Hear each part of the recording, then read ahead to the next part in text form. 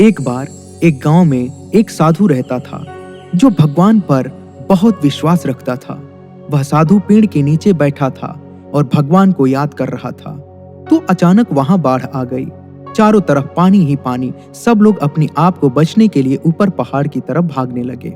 उनमें से एक आदमी ने देखा कि इस हालत में भी साधु जी भगवान की तपस्या कर रहे हैं। वह सोचा कि ये अपने आप को बचने के लिए कहीं जा क्यों नहीं रहे हैं। तो उस साधु से बोला, अरे आप कहीं जा क्यों नहीं रहे हो? आप भी मेरे साथ ऊपर पहाड़ की तरफ चलो, नहीं तो डूब जाओगे। साधु बोले, अरे हमें क्या होगा, मैं भगवान की इतनी तपस्या करता हूँ, मुझे कुछ नहीं हो सकता, मुझे भगवान अपने आप बचाएंगे। धीरे धीरे पानी साधु के कमर तक आ गया। अब लोग वहां से नाव लेकर निकलने लगे। तो उनमें से एक ने साधु से कहा, अरे पानी आपके कमर तक आ गया है, आप हमारे साथ चलो। तो साधु ने कहा कि नहीं नहीं, मुझे भगवान अपने आप बचाएगा। और वह नाव वाला भी वहां से निकल गया।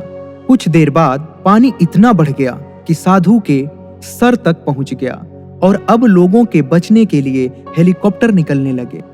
एक हेलीकॉप्टर साधु के पास आया, जो कि आखिरी हेलीकॉप्टर था। साधु के पास नीचे रस्सी फेंकी और बोला, इसे पकड़ो और ऊपर आ जाओ, नहीं तो आप डूब जाओगे। यही आखिरी हेलीकॉप्टर है और आपके पास में दूसरा कोई भी रास्ता नहीं है बचने के लिए। साधु ने कहा, यह रस्सी वापस ऊपर खींच लो और आप चले जाओ, मुझे भगवान के ऊपर पूरा भरोसा है, वह मुझे बचा लेगा। पानी काफी ऊपर आ गया, पेड़ डूब गया और साधु की भी डूबने से मौत हो गई। मरने के बाद साधु भगवान के पास गया और बोला, हे भगवान, मैंने पूरी जिंदगी आपकी तपस्या की, मेरा सारा जीवन आपकी आराधना करने में लगा दिया, फिर भी इतने भरोसे के साथ इंतजार किया कि तुम मुझे बचाने आओगे, लेकिन वहां मेरी डूबकर मौत हो गई और तुम नहीं आए, ऐसा क्यों?